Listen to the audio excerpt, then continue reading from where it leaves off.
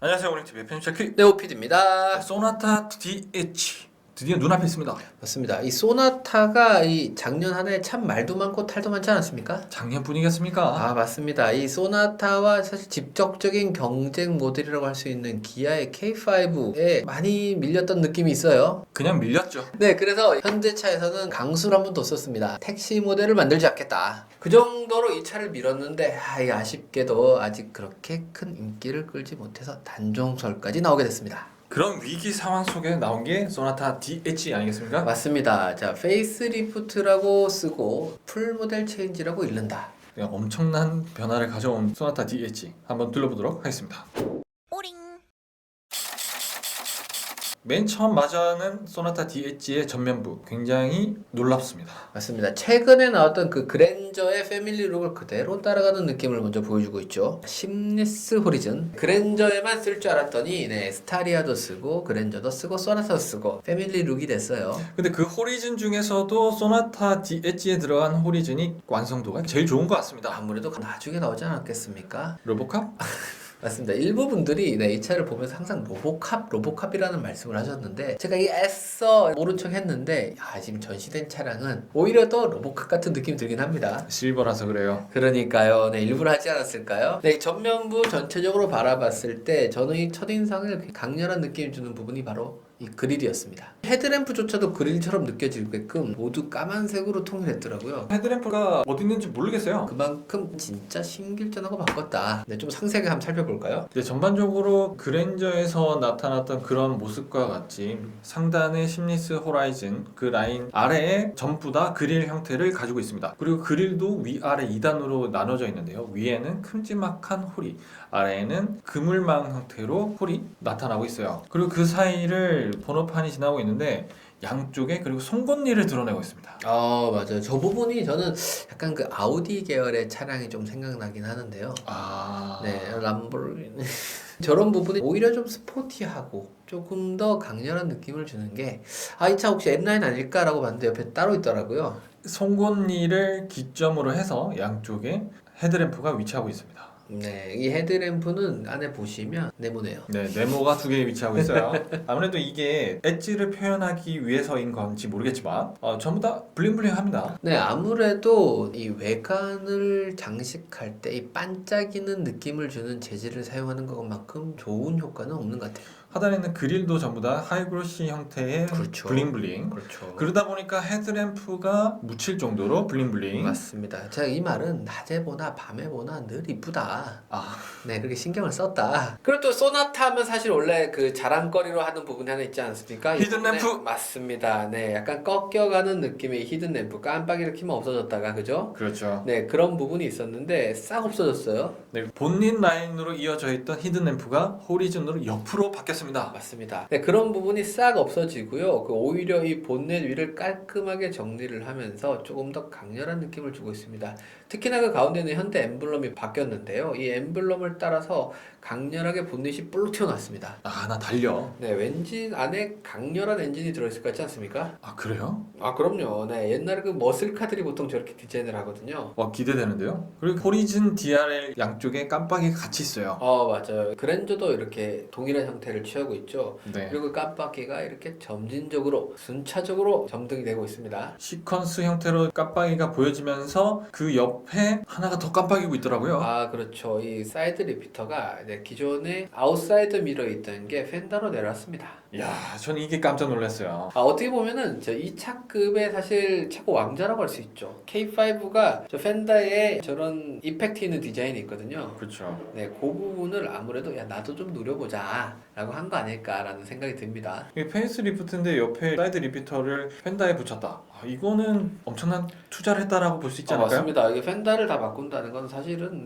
거의 풀모델 체인지라고 볼 수도 있어요. 그럼요. 사실 앞에 소나타라는 이 번호판이 달려 디스플레이에서 소나타인 줄 알지 그냥 보면 사실 소나타인지 모르겠더라고요. 그렇죠. 정말 구분하기 어려울 정도로 많이 바뀌었습니다. 맞습니다. 사실 이 페이스 리프트에서는 사실 측면이 크게 바뀔 수는 없거든요. 그렇죠. 네, 그러다 보니까 전체적인 라인은 이전의 소나타 DM8을 그대로 따라가고 있습니다. 그럼에도 불구하고 이 페이스 리프트에서 달라져 보이는 이유 중에 하나가 사이드 리피터를 기점으로 해서 쭉 이어져 있는 캐릭터 라인이 될 수 있어요. 맞습니다. 언뜻 그냥 캐릭터 라인만 있으면 이 느낌이 살리기가 쉽지 않은데 굉장히 강조를 많이 해놨네요. 그 보면은 붓글씨를 쓸 때 처음에 굵게 한번 찍지 않습니까? 그렇죠. 네, 팬더에서 굵게 한번 찍었다가 이제 뒷문까지 갈 때 살짝 이렇게 가늘어집니다. 그렇죠. 그러니까 마지막 정점을 굵게 한번 꽉 찍어주는 이 라인이 원래 있었던 라인이에요. 아 그런가요? 하나 포인트로 줬을 뿐인데 이렇게 또 느낌이 달라집니다.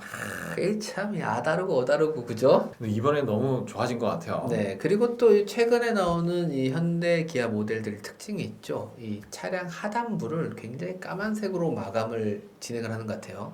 야, 여기서까지? 네, 이 차도 보면은 전면 범퍼부터 시작해서 사이드 그리고 후면 범퍼까지 이어지는 저 아랫부분 까맣게 띠를 한번 둘렀습니다. 저희 아이오닉 6 때 그러지 않습니까? 까만 띠? 네, 그 까만 띠가 여기도 적용되어 있네요. 네, 저렇게 아랫부분을 까맣게 마감을 해줌으로써 조금 차가 좀 더 묵직한 느낌이 드는 이런 효과를 주는 것 같습니다. 그 묵직한 느낌이 후면까지 이어지면서 뒤에도 블링블링 해졌습니다.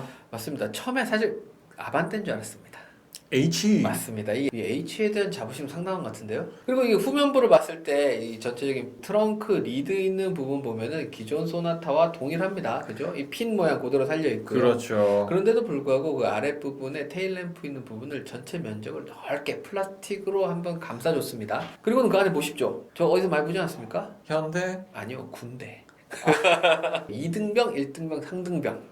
병장 어디 갔습니까? 병장은 퇴근했습니다. 아, 저런 모양으로 지금 마련을 하고 있는데 두 줄하고 세 줄은 깜빡이로 동작을 하고 있고요. 제일 아래에 있는 그 한 줄은 후진등인 것 같더라고요. 말씀하신 브레이크는 지금 H가 더 진해지더라고요. 그러면 뒤에서 눈에 띌까요? 그래도 보조 브레이크 브레이크 등, 보조 브레이크 등이 들어오니까 그래도 뭐 아무래도 디자인적인 자유도 측면에서는 뭐 그 정도 양보쯤이야, 그죠? 그리고 보면 안에 생각보다 굉장히 디테일한 요소들이 들어가 있습니다. 아까 말씀드렸던 이 줄, 한 줄, 두 줄, 세 줄이 가운데 있는 부분에 전체적으로 자리를 하고 있습니다. 어떻게 보면 통일성을 마련했다고 볼 수 있습니다. 그냥 형식적인 거 아닐까요? 나중에는 이거 뭔가 들어오지 않을까요? 막 뒷차한테 얘기할 수 있는 거 막. 이모티콘? 그렇죠. 약간 그런 것들, 웃고 있거나 화내고 있거나 감사하다는 표현을 하거나 충분히 그렇게 나중에 활용될 수 있지 않을까. 그리고 또 독특한 부분이 있는데요. 바로 이 트렁크입니다. 트렁크 버튼이 여기 있네요? 네, 트렁크 버튼이 기존에 어디 있었죠? 원래 여기 밑에 현대 로고 있었던 것 같아요. 위로 갔네. 왜 갔죠? 현대 로고를 저렇게 마감을 해야 됐기 때문에 트렁크 버튼을 따로 뺀 거 아닐까요? 그럴 수 있겠네요. 네, 트렁크를 뭡니까 이게? 전동인가요? 드디어 소나타에도 전동 트렁크가 적용되었습니다. 대박! 소나타가 사실 이게 가정 패밀리 차로 굉장히 각광받는 이유가 사실 트렁크가 넓고 그죠? 실내 공간도 적절해서 그래서 많이 활용을 하는데 많은 분들이 트렁크가 전동이 아닌 게 아쉽다라는 말들이 많았는데 드디어 적용이 됐군요. 대박인데요? 더할 나위 없습니다. 세단에서 전동 트렁크 더하기 널찍한 공간. 전형적인 패밀리 세단 아니겠습니까? 전동 트렁크가 적용된 소나타다. 좋다. 좋다. 마음에 든다. 이번 소나타 DH에서 가장 눈에 띄는 변화는 바로 실내가 되겠습니다. 그렇죠. 지금 소나타가 원래는 계기판 따로, 내비게이션 따로 이런 느낌 아니었습니까? 공조 따로, 기어 따로. 그렇죠. 맞습니다. 하지만 이번 소나타 DH는 최근 트렌드를 따라갔습니다. 그랜저 형님, 저 좀 한번 도와주십시오. 그렇죠. 자, 가져가시라. 컨트롤 CV. 그래서 계기판과 내비게이션 디스플레이가 전부 다 12.3인치. 맞습니다. 심지어 커브드 디스플레이로 적용되었습니다. 커브드. 최신 트렌드 아니겠습니까? 대박인데? 그리고 전체적인 이런 UI라든지 이런 메뉴 구성들도 사실 그랜저와 매우 흡사합니다. 똑같은데요? 그랜저 형님 고마워요. 감사합니다. 그리고 또 그랜저에서 가져온 부분이 있죠. 바로 이 컬럼식 기어 레버입니다. 원래 소나타에는 버튼 형식의 기어가 적용되어 있었죠. 하지만 여느 현대차처럼 아이오닉도 그렇고요, 그랜저도 그렇고요, 컬럼 형식으로 적용되어 있습니다. 그래서 통일성 있게 현대의 기어 레버가 적용되어 있기 때문에 어느 차를 타든 똑같다. 그렇죠. 이 차에 떼서 저 차에, 저 차에 떼서 이 차에. 네. 좋습니다. 네, 그게 바로 패밀리룩 아니겠습니까? 패밀리룩. 네. 그렇죠. 기어 노브가 붙어 있는 그 핸들을 보면은 요즘 또 트렌드 아니겠습니까? 현대 마크가 없어지고 점 4개로 바뀌었네요. 불 들어오나요? 아, 안타깝게도 불은 펠이다 보니까 그리고 그 옆에 인포 스위치와 공조 스위치가 자리하고 있는데요. 이 부분도 이전과는 좀 달라졌어요. 공조 버튼이 지금 어떻게 바뀐 거죠? 네, 이전과 다르게 전부 다 터치 버튼으로 바뀌었어요. 사실 터치 형식으로 가는 건 좀 어쩔 수 없는 것 같아요. 그래도 그나마 좀 나은 건 각자 하나씩 자기 자리를 차지하고 있어요. 어떻게 보면 사실 디스플레이에 누르는 형식이라기보다도 그렇죠. 네. 그냥 터치 형식으로 그 위치를 고정하고 있기 때문에 뭐 그렇죠. 누르는 감만 좀 없을 뿐, 네, 괜찮다라는 말씀을 하시네요. 그리고 또 신기한 건 누르면 이렇게 또 떨어요. 여기 보시면. 떨면서 옆에 또 네네네. 또 불빛이 나오고 있지 않습니까? 네, 적당히. 짜자잔 네. 짜자잔. 네, 적당히 협상을 본 거 아닐까. 왜냐면 이게 지금 이 공조나 이런 버튼들을 터치로 가는 불만을 가지시는 분들이 꽤나 있거든요. 그렇죠. 직관적으로 눌러야 된다 나는. 그렇죠. 나는 무조건 버튼이다.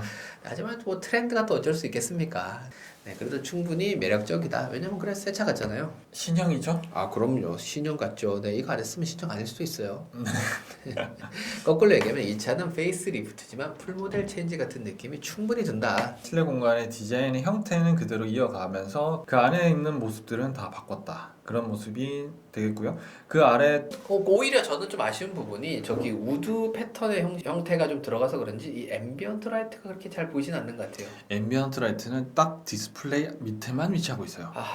저 부분은 사실 그 아파트 인테리어를 할 때 그 TBD 이렇게 조명을 살짝 놓지 않습니까? 네. 그런 느낌을 좀 살린 것 같은데 저는 좀 한 바퀴 쫙 돌았으면 좋겠습니다. 네, 간접등은 디스플레이 밑에만 있다. 간접등 좋습니다. 앰비언트 라이트보다 간접등. 네, 훌륭합니다. 네. 역시 소나타 하면 또 뭡니까? 공간의 소나타 아니겠습니까? 맞습니다. 패밀리 세단의 정석이라고 할 수 있죠. 네, 그래서 그런지 뒷잔지도 굉장히 공간이 넓습니다. 맞습니다. 뒷좌석 공간은 보면 뭐 무릎 앞에 공간은 뭐 주먹이 한 3개 정도까지 들어갈 수 있는 충분히 넓은 그럼요. 공간이 있고요.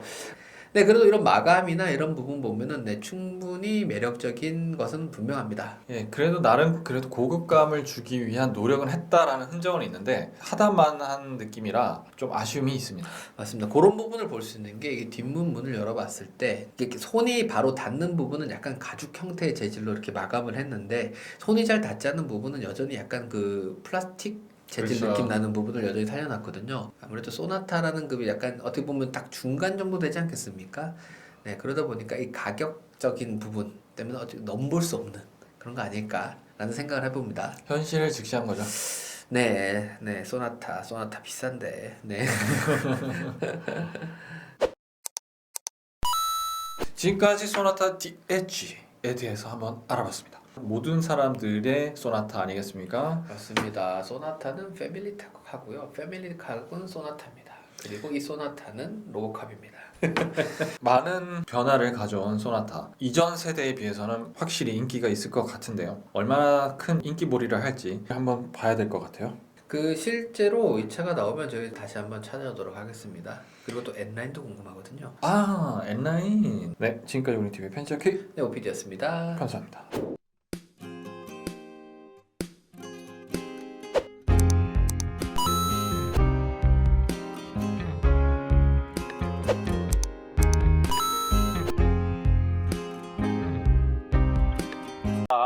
그렇다. 네. 기다려서 엔딩을 할까? 찍을 거 있어?